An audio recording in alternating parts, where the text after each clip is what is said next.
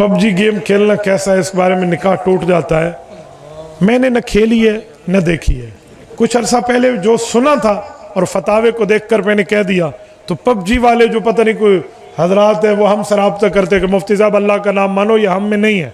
वो कहते हैं हमारी गेम में नहीं है कि काबतुल्लाह पर फायर मारो, हमारी गेम में नहीं है बुत से सजदा लो और बुत से एनर्जी लो, नहीं है। अगर नहीं है तो फिर कुफर का फतवा नहीं है, और अगर है तो हम उस फतवे पर कायम है, क्योंकि फतवा उसूलों की बुनियाद पे होता है।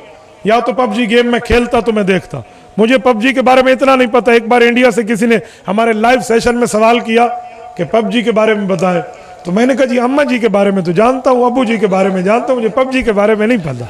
हमारा सेशन खत्म हुआ तो मुझे मेरे एडमन ने कहा कि हजरत पबजी गेम है, तो बाबा जो खेले और देखे उसको पता है, हमने जो सुना है आपको बता दिया, हमने देखा नहीं है। अगर उसमें चीजें हैं कि बैतुल्लाह पे फायर मारो और बुत से सामने सजदा करो तो नाजायज है, गलत है, अपने निकाहों की खैर मनाओ। और अगर ये नहीं है तो फिर वो एक गेम की तरह गेम है, फजूल अपना वक्त जाया कर रहे हो, फिर हम हराम की बात और कुफ्र की बात नहीं करेंगे।